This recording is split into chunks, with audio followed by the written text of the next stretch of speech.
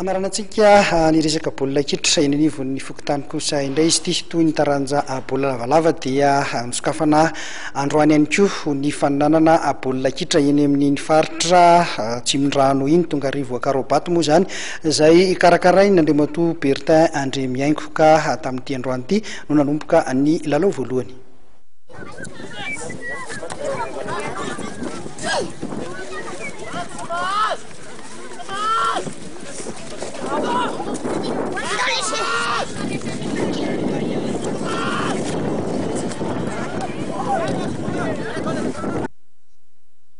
Taoriny fanomboana ny hetsika ho an'ny taranja baolina lavalava na rugby ray volana lasa izay dia nisokafana tamin'ny fomba ofisialy io maraina io ihany koa ny fifaninanana baolina kitra amin'ilay fifaninanana karakarain'ny Bertin Andremiaingo natao indrindra ho fanohanana ireo tanora eny amin'ny manodidina Tsimondrano.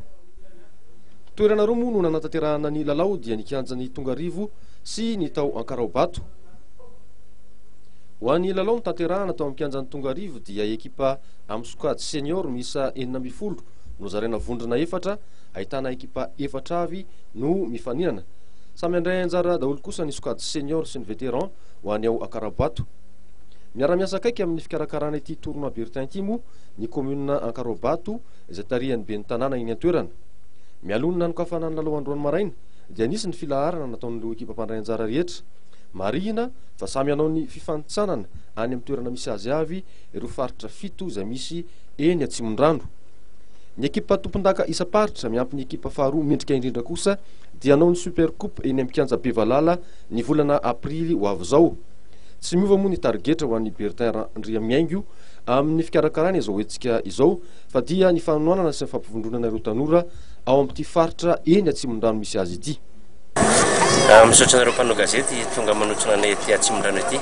Voalohany teny aloha zany dia efa manomboka ny tournoi football zany ety amin'ny Tsimondrano.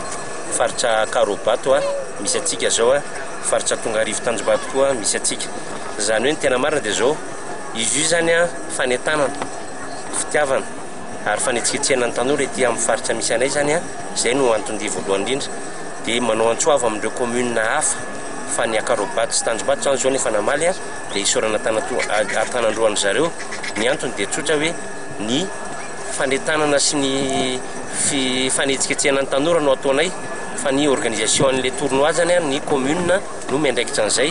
Dia Akarobato zany zao namaly ny antso Tanjombato sy Andorany fotsy. Dia ny zavatra mariako fotsiny dia zao le izy hoe minosy manantena ny tenanay fa hetsika anankiray ataonay zao amin'ny hoe fanetsiketsehana ny tanora fa betsaka ny eo an-damosinay anohana an'ireo tanora ireo ho an'ny tanora mihitsy zany ny tena antondia fa tsy hoe resaka zavatra hafa akory. Ka le hetsika anatao zany dia fanaingana fotsiny le izy dia engany ka na ny commune hafa izay mbola tsy tonga sy nanohana ny antso dia mba tonga anohana hoe ho avy zany fifaninana zany tournoi vétéran ny anankiray tournoi senior koa ny anankiray efa mandeha zany ireo. Tournoi communal zao ny Akarobato ny senior ny vétéran tournoi Bertin. Dia zavatra misy moa zany fiaraha-miasan'ny commune sy ny Bertin zany hoe Bertin Rally moa zany no alalanareo mpanao gazety anay zay no endrika anankiray isehoana zany fa hoe zanaka Tsimondrano zay dia manohana zany zay ety Tsimondrano. Miala tsiny indrindra amin'ireo commune hafa toy ny ohatrany hoe Itosy, Fianarivo, Ampitatafika ohatra tsy manana anarana be da be zay fa Tsimondrano daholo zany ireo zany mbola hoentanina mba ho tonga anohana amin'ny fanetsiketsehana any amin'ny faritra misy azy any dia ny amboarana no etoan'ny Bertin zany ao anatin'ny tournoi fa ny organisation dia zareo any toerana manao azy. Zay raha mila précision kely izy. Samy nampiseho ny hafaliny amin'izao fanohanana atao ho an'ny tanora eny Tsimondrano izao moa ireo tanora mpandray anjara nandritra ity fotoam-panokafana an'keo maraina ity.